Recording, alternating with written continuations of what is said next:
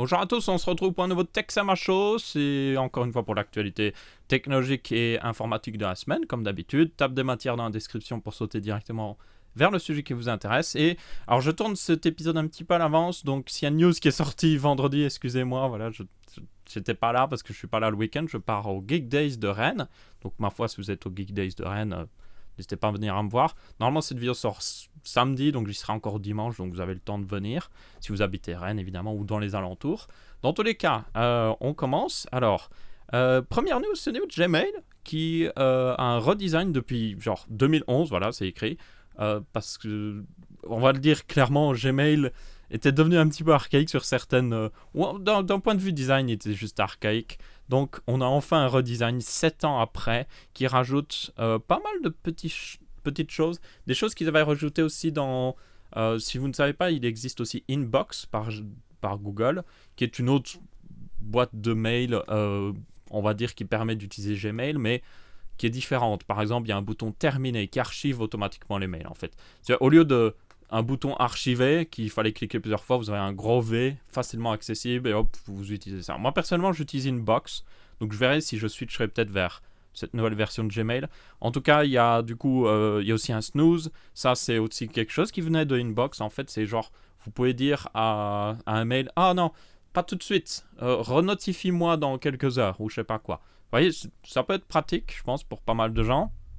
Des panels latéraux pour plus d'informations et tout ça, une présentation différente comme vous pouvez voir, on peut voir un petit peu sur les screenshots ici, à quoi ça ressemble un peu, un design aussi plus moderne, plus material design évidemment, donc ça vous montre un petit peu tout ce qui est possible de faire dans cette nouvelle version. Évidemment, elle est dès maintenant disponible en bêta en quelque sorte, donc vous pouvez déjà la tester. Vous allez sur Gmail et au-dessus à droite normalement il y a un bouton, vous pouvez cliquer et vous avez genre essayez la nouvelle version de Gmail. C'est aussi simple que ça, il n'y a pas vraiment besoin de plus à faire. D'ailleurs, il y a une page d'aide ici qui l'indique comment faire. Demandez aux utilisateurs d'activer le nouveau Gmail. Vous allez sur Gmail et c'est en haut dans les paramètres, essayez la nouvelle version. Et vous pouvez revenir à la version classique au même endroit si vous n'aimez pas.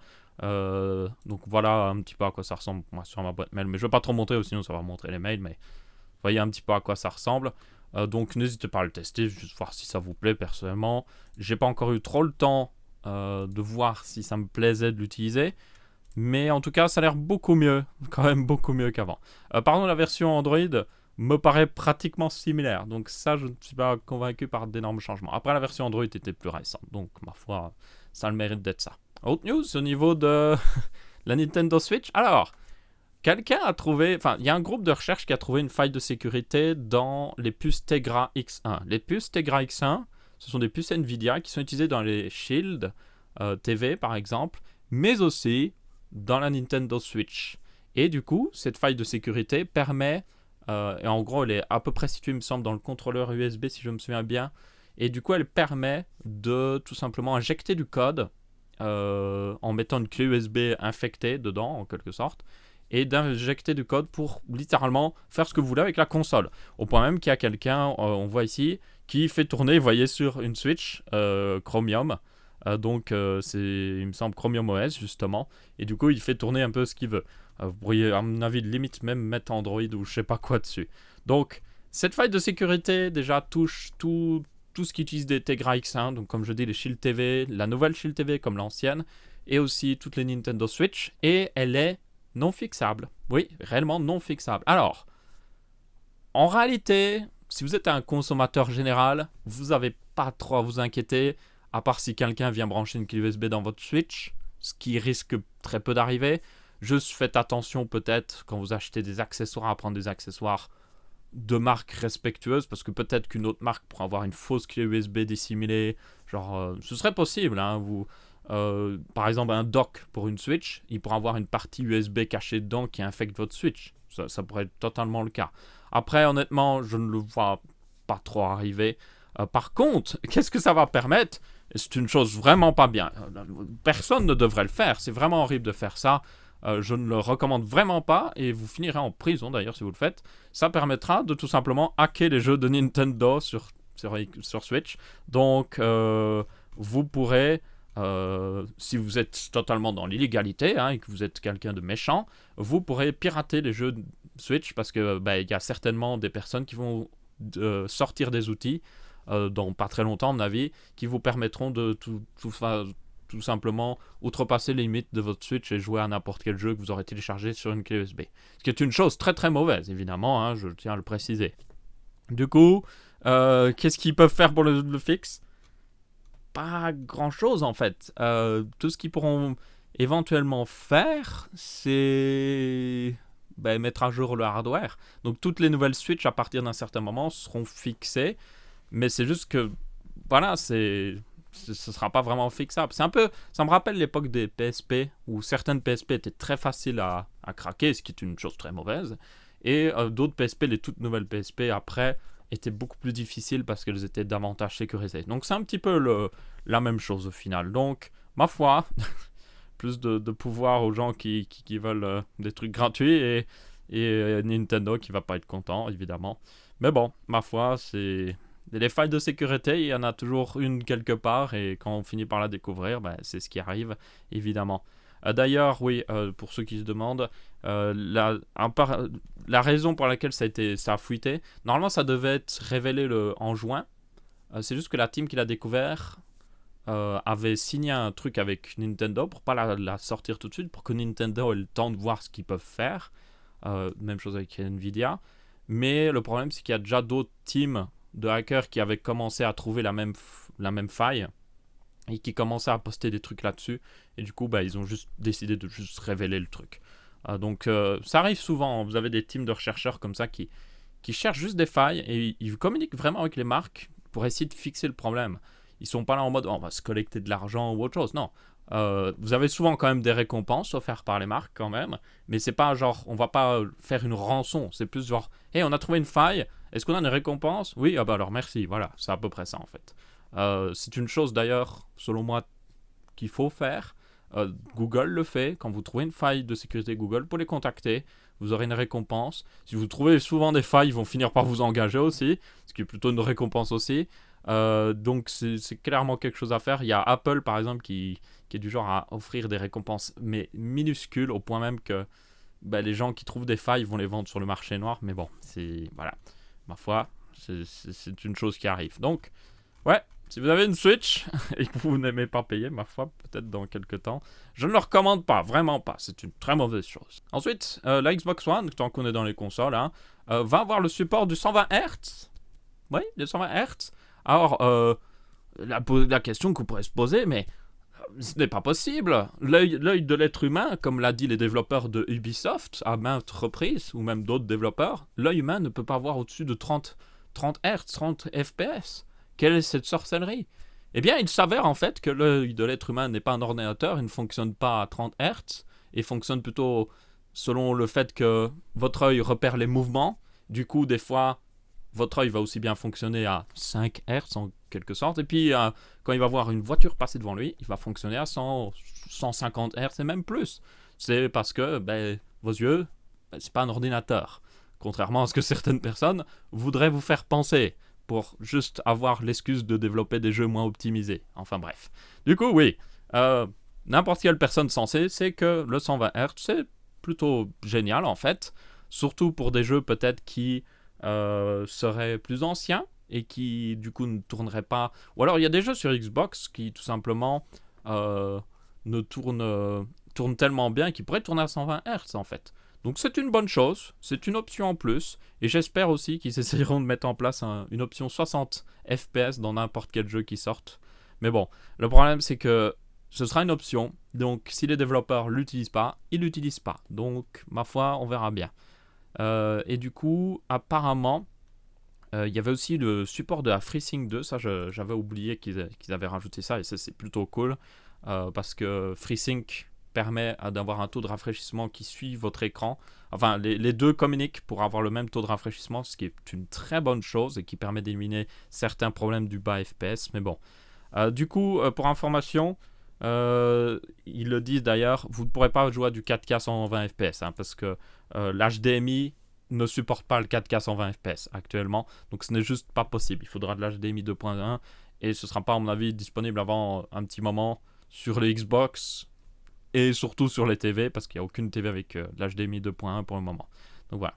Du coup, l'update d'ailleurs concerne la Xbox One S et la Xbox One X, pas juste la X du coup. Et ça, c'est une assez agréable surprise. Après, je pense que la S ne pourra pas non plus faire tourner énormément de jeux à 120 Hz, donc on verra bien. Donc voilà, pour ceux qui croyaient que on ne voyait que 30 FPS, désolé de vous casser la nouvelle. Ce n'est juste pas, ça n'existe pas. Vous pouvez sans problème regarder rien que des vidéos sur YouTube en 60 Hz et vous verrez les mouvements. Certaines personnes sont plus réceptives, évidemment, certaines personnes sont moins réceptives, mais je peux vous garantir que vous pouvez voir du 120 Hz. Enfin bref. Ensuite, vu qu'on était dans Microsoft, Windows. Si vous vous souvenez, il y avait Windows S qui est sorti un petit moment, et puis il avait retiré Windows S. Donc Windows S, c'était genre Windows, mais sans le support des anciennes applications Windows. Donc en gros, c'était juste avec le Microsoft Store. Donc c'est une version très allégée de Windows. Pas trop mal. Maintenant, cette version S est toujours possible, mais c'est juste une option quand vous installez Windows, une certaine version de Windows, je ne sais même plus laquelle. Donc, elle n'existe plus vraiment. Et du coup, ils ont refait une nouvelle version de Windows Lite qui s'appelle Lean. Voilà. Et elle est différente encore. En gros, c'est une version allégée. Donc, il y a genre, ils ont retiré les fonds d'écran, il me semble, inclus par défaut, ou peut-être même les fonds d'écran tout court. L'éditeur de registre, certains trucs, une certaine console, juste des trucs qui, en général, ne servent pour la plupart des gens à rien, mais ça fait toujours tourner les vieilles applications Windows. Donc vous pouvez faire tourner une vieille application de 2002 si vous voulez, enfin si elle est compatible un minimum Windows 10. Et du coup, ça permet d'économiser 2 Go. Et donc la question qu'on peut se poser, c'est à quoi ça sert? Juste, enfin... ok, je peux le voir si vous avez un SSD assez limité. Bon, 2 Go, c'est toujours ça. Mais le truc, c'est que il y a quand même pas beaucoup de gens qui seraient dans ce cas-là, en fait. Tout ce que je vois, c'est des tout petits ordinateurs portables qui ont 32 ou 64 Go, comme des téléphones, limite. C'est la même mémoire, d'ailleurs. Et qui, du coup, eux, pourraient profiter. Mais à part ça, il n'y a aucun intérêt. Donc, je sais pas. Personnellement, voilà. Même eux, ils sont en mode, ok, ouais, ça peut être pratique. Enfin, bref.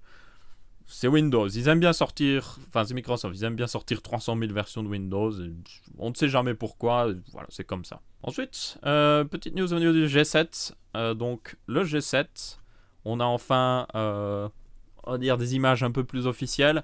Bien évidemment, ça reste pas totalement sûr, mais après c'est à peu près sûr que ce sera à quoi il ressemblera. Donc il est lancé le 2 mai, donc c'est dans pas trop longtemps. Et du coup, comme vous pouvez voir, il est, comment dire, arrondi. Il ressemble à beaucoup d'autres téléphones. Vous êtes fan, vous n'êtes pas fan. Il a toujours un jack, c'est important à noter, je pense. Et personnellement, je vais être très honnête, le gros problème que j'ai avec beaucoup de téléphones qui font ça, c'est que encore l'iPhone 10, si je sors l'iPhone 10 par exemple, voilà, on a l'iPhone 10 ici. Ouais, l'iPhone 10, au moins, c'est symétrique. Ici, la bordure là-haut et la bordure en dessous et la bordure sur le côté sont toutes les mêmes.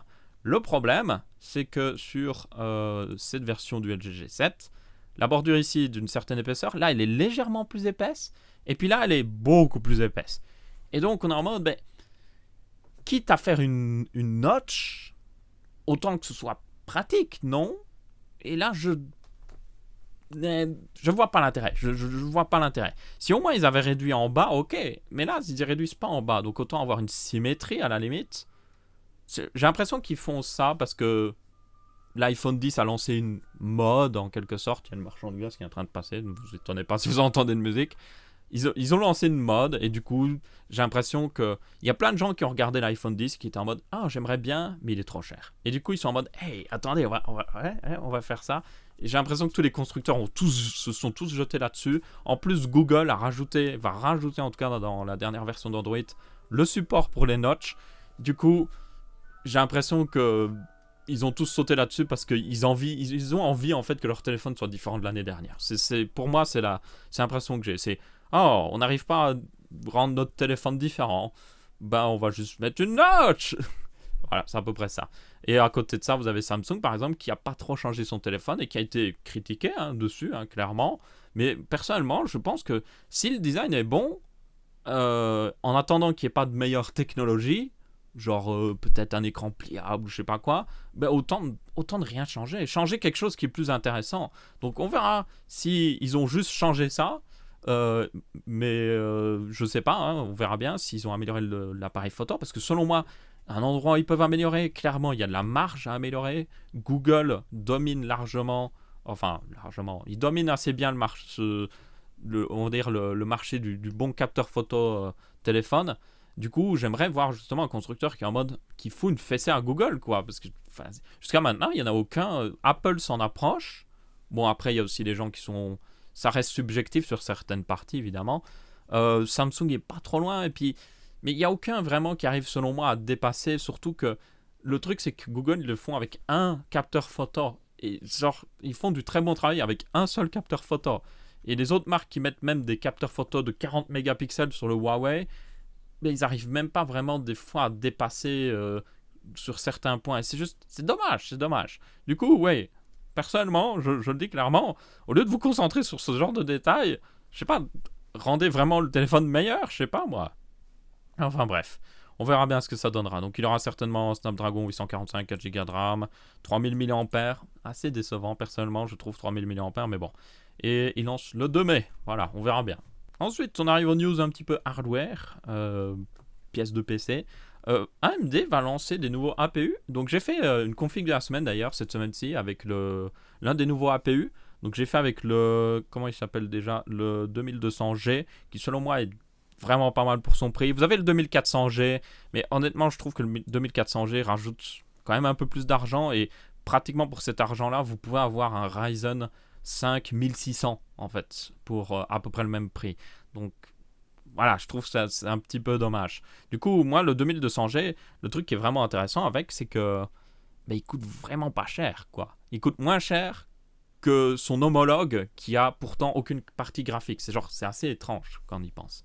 Enfin bref. Et du coup, on a une nouvelle version de cet APU et de l'autre APU, le 2400G. Donc on a le 2400GE et le 2200GE. Et qu'est-ce qu'il rajoute, vous allez me dire? Tout simplement, il rajoute une version basse consommation, très basse consommation. On passe de 65 watts de TDP annoncé à 35 watts, ce qui est une sacrée diminution. 35 watts, littéralement, les Core i7 assez haut de gamme que vous avez dans les ordinateurs portables sont des 45 watts. Enfin, ceux d'ancienne génération, c'était des 45 watts, des 4 cœurs, 8 threads. Donc là, vous pourriez avoir ça dans un ordinateur portable et encore, vous avez 10 watts de marche. Donc, j'ai limite envie qu'un constructeur d'ordinateur portable soit en mode « Hey, fuck this shit, on va le mettre dans un ordinateur portable, on n'en a rien à faire. » Du coup, ils sont à 3,2 GHz, donc une diminution pas si grande au final, hein. Franchement, ça va. 3,2 de 3,5 à 3,2, ça va. Et il booste toujours à 3,6 au lieu de 3,7 là. Et celui qui était à 4 cœurs 8 threads, il était à 3,6 de base, 3,9 de boost. Et son boost est toujours à 3,8 quand même. Donc honnêtement, c'est assez impressionnant. Franchement, je suis assez impressionné. J'ai hâte de voir des tests. Franchement, ça pourrait être bien pour des petites machines que vous mettez dans le salon. Par exemple pour lire des Blu-ray. Si vous avez une bibliothèque sur un NAS ou autre chose, vous voulez juste les lire sans problème. Vous pourrez faire un petit PC avec ça qui consomme rien du tout, qui fait presque pas de bruit, parce que vous pourriez mettre juste un refroidissement à peu près potable dessus. Ou même, je verrais bien clairement un constructeur d'ordinateur portable qui soit en mode allez, on va le mettre dans un ordi portable, parce que honnêtement, 4 cœurs, ou même la version 4 cœurs 8 threads, là, à 3,2 avec un boost à 3,8, ça passerait hyper bien dans un ordi portable. Et en plus, le chipset graphique intégré serait largement puissant pour faire des trucs sympathiques quand même, quoi. Donc, ouais, par pitié que quelqu'un le fasse, c'est très intéressant. Ensuite, on a une news encore une fois au niveau AMD qui préparerait des combat crate, des caisses de combat, des loot box en quelque sorte. En gros, ce sont des bundles de processeurs, carte mère et carte graphique pour un certain prix. Donc, à mon avis, vous payerez moins cher, un petit peu moins cher que si vous aviez pris tout à part. Mais le grand avantage, et vous en doutez, ça empêche les mineurs de prendre ce genre de truc. Parce que les mineurs, s'ils achètent ça, ils sont en mode j'ai une carte mère et un processeur qui me reste sous la main. Ils peuvent les revendre d'occasion, mais ça leur fera perdre de l'argent. Donc, c'est clairement quelque chose qui est fait pour dire, ok, on va essayer de, pour ceux qui veulent construire un PC, eh bien on va mettre quelque chose de très populaire, surtout que là, la config là est très populaire, hein. Vous avez un Ryzen 5 1600, très populaire, une B350 Tomahawk, très populaire, et une MSI RX 580, très populaire. Donc, c'est pas des pièces un peu genre que les gens n'auraient pas forcément, c'est vraiment des pièces que vous pourriez mettre dans une bonne petite config équilibrée. Donc, c'est assez intéressant, personnellement. On verra ce que ça donnera. Apparemment, le prix, quelqu'un a fait quand même le calcul, apparemment, le prix est un petit peu augmenté par rapport à ce que ça devrait être. Après, vous avez au moins la garantie d'avoir une carte graphique, donc, ma foi, c'est toujours ça. Donc, on verra bien ce que ça donnera. Mais, ouais, c'est quand même dommage qu'on en arrive là, mais bon, des fois, voilà, au moins ça permettra à des gens d'avoir une carte graphique à coup sûr. C'est juste dommage, c'est dommage. Et enfin, une avant-dernière petite news plutôt, c'est au niveau du Z390 qui est apparemment confirmé vraiment, parce qu'il est apparu dans une roadmap tout simplement. Alors, il y a pas mal de rumeurs là-dessus, y compris chez AMD. Les reviews, et c'est pour ça que j'ai une autre news ici, les reviews des cartes mères en X470 ont révélé que les tâches d'alimentation des cartes mères sont, en général sur les plus grosses cartes mères en tout cas, sont assez véloces, genre vraiment véloces, au point même qu'ils sont overkill pour la plupart des processeurs qu'on peut mettre actuellement dedans. Même le Ryzen 7 2700X, overclocké, n'a pas besoin d'un tel étage d'alimentation. D'ailleurs, il y avait une autre petite news à part là-dessus. Faites attention si vous regardez des news ou des tests qui ont été faits avec des cartes mères Asus. Apparemment, certains constructeurs, dont Asus, je ne sais pas pourquoi, s'amusent à booster le voltage sur les Ryzen de dernière génération. Peut-être pour que ce soit plus stable, je n'en ai aucune idée. Et du coup, tous les tests qui ont été faits dessus montrent une consommation beaucoup plus importante que ce que le processeur consommerait normalement en temps réel s'il était à son V-core, son voltage basique. Donc, faites attention si vous avez vu des reviews qui indiquaient une consommation assez énorme, ce n'est pas censé être, ce n'est pas légitime. Vous avez sur Tom's Hardware un article là-dessus qui est plutôt bien détaillé, où ils testent vraiment la véritable consommation du processeur à son voltage de base, et ils ont révélé au final qu'il y avait même limite une amélioration au niveau de la consommation sur ces nouveaux Ryzen par rapport à l'ancienne génération, alors que certains tests ont montré qu'ils consommaient beaucoup plus. Donc il y a clairement un problème là-dessus, et ça mérite plus d'investigation. Et du coup j'étais assez étonné d'ailleurs que ce soit Tom Hardware qui fasse ça, parce qu'ils avaient littéralement sorti en 2017 une news, un buyer's guide, en gros un guide d'achat aux gens, et ils avaient littéralement recommandé que des processeurs Intel à l'époque où les processeurs Intel étaient vraiment, mais alors vraiment beaucoup moins intéressants que les Ryzen. Bon, évidemment maintenant ça s'est équilibré parce que Intel a répondu, mais à cette époque-là c'était vraiment genre, c'était assez stupide de prendre un processeur Intel selon moi. Et du coup, ça m'étonne d'eux. Mais bon, au moins, ça veut dire qu'ils se sont rattrapés. Bien à vous, c'est une bonne chose, Tom Hardware. Merci à vous. Et du coup, j'en reviens à la rumeur. La rumeur fait que, comme les tâches d'alimentation des X470 semblent être beaucoup plus véloces que prévu, il y a une rumeur comme quoi AMD et Intel, en même temps, je pense qu'ils s'espionnent un petit peu l'un l'autre, pourraient sortir des processeurs avec encore plus de cœur. Donc chez Intel, ça pourrait être des processeurs weaker, parce qu'ils ont du 6 cœurs pour le moment maximum avec le i7 8700K, et du coup on pourrait voir arriver un weaker chez Intel sur justement les cartes mères en Z390. Et du coup l'existence de ce chipset serait justifiée parce que à mon avis les tâches d'alimentation seraient plus véloces sur ces cartes mères, et surtout on n'aurait pas le problème un petit peu qu'il y a eu avec AMD quand ils ont sorti leur APU, c'est que comme les cartes mères étaient sorties avant, mais du coup il fallait mettre à jour le BIOS, et du coup ça posait pas mal de problèmes. Là, comme ils sortent, on va dire au moins l'avantage entre guillemets de cette technique d'Intel, c'est que comme ils sortent une carte mère en même temps que le processeur, vous n'avez pas le problème de est-ce que c'est compatible? Non, c'est garanti. Après, pas mal de sites, je vous ai montré dans la configuration semaine, LDLC vous offre la mise à jour BIOS garantie si vous prenez la carte mère en même temps que le processeur. Donc franchement, c'est pas non plus un énorme problème.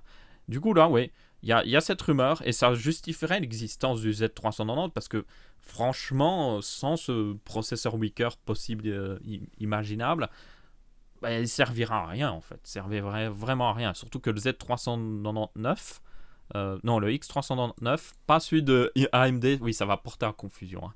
Donc celui de Intel a été à peu près confirmé, mais bon, ça on savait qu'il arrivait. Donc on verra bien ce que ça donnera. Et du coup, AMD pourrait peut-être répondre avec un processeur 10 cœurs. Ça peut être possible. Hein. Je ne vois pas entièrement comment il pourrait caser parce que actuellement, il fonctionne de la manière suivante. Hein, je vous rappelle, vous avez Ryzen avec deux comment ils appellent, deux, on va dire, modules. Je ne sais plus exactement le nom. Donc vous avez, en gros, l'architecture Ryzen fonctionne avec des modules de 4 cœurs. Donc un Ryzen 7 et même un Ryzen 5, c'est deux modules l'un avec l'autre de 4 cœurs. Et sur le Ryzen 5, ils désactivent 2 cœurs aléatoirement. Et sur les Threadripper, ils ont 4 modules tout simplement avec 4 cœurs. Donc ça fait 16 cœurs maximum. Donc, du coup, ben, on pourrait se poser la question, comment ils vont faire pour un Ryzen avec plus de cœurs sans vraiment changer la taille du processeur? Peut-être qu'ils mettraient un troisième truc, un troisième module en quelque sorte, ou peut-être qu'ils passeraient à une pseudo-nouvelle architecture où il y aurait plus de cœurs par module, peut-être 6 cœurs par module.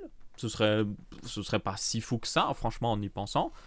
Et du coup, ils pourraient faire des 12 cœurs maximum, et du coup, ils sortiraient peut-être des 10 cœurs et des 12 cœurs, justement. Et les Threadripper, eux, pourraient passer à 24 cœurs, et les Epic pourraient passer à 48 cœurs. Pas si étonnant que ça pourrait totalement arriver. On ne sait pas, mais en tout cas, cet étage d'alimentation est prévu pour quelque chose qui n'est pas encore sorti à coup sûr. Donc on verra bien ce que c'est. Et aussi la Z390 est clairement prévue pour un processeur qui n'est pas encore sorti aussi. Donc on verra. Moi je suis en mode j'attends, je regarde, voilà. Bien que, moi, à mon avis, si je fais une upgrade, soit c'est parce que j'ai réussi à dégoter gratuitement peut-être un processeur ou autre chose, pour faire des tests bien sûr, ou soit parce que il y a une nouvelle génération, j'attends Ryzen 2 et aussi ce que va montrer Intel, parce que honnêtement, moi je suis en mode, ok, qui m'offre le plus pour mon argent? Moi je suis comme ça, c'est qui m'offre le plus pour mon argent, lui, ok, je le prends lui. C'est comme ça que je marche moi. Donc on verra bien qui offrira le plus pour mon argent plus tard. En attendant, je suis impatient de voir ce que ça donne avec ces deux possibles, évidemment, processeurs. Ce sont que encore des rumeurs, évidemment, je tiens à le préciser. Mais bon, c'est quand même louche, je tiens à le préciser. Du coup, c'est à peu près tout pour ce Texama Show. J'espère que vous avez bien apprécié. N'hésitez pas à laisser votre avis, que ce soit en pouce bleu, pouce rouge ou en commentaire. On se retrouve pour la semaine prochaine pour un prochain Texama Show et d'autres prochaines vidéos. Vous avez dû le voir maintenant, c'est déjà un petit peu plus fixe. On a 2 vidéos par semaine et on va passer à 3 vidéos par semaine normalement. J'ai quelques vidéos déjà tournées. Manque juste le montage. D'ailleurs, il y a plusieurs monteurs qui sont proposés. Ils sont en phase de test actuellement. Ils n'ont pas tous encore totalement fini. Il faut que je contrôle aussi ce qu'ils ont fait. Et du coup, je devrais sélectionner quelques monteurs. Ah, tiens, il y a une live de In the Littlewood. Du coup, ça devrait bientôt arriver. Ça devrait me permettre de sortir un petit peu plus de vidéos, ce qui est plutôt une bonne chose parce que j'ai pas toujours le temps de faire le montage et ça prend un petit peu de temps de faire le montage. Ok, du coup, ciao les gens. Et du coup, n'hésitez pas à laisser votre avis, comme je dis, pouce bleu, pouce rouge, pouce vert, pouce violet. Ce sera un peu bizarre.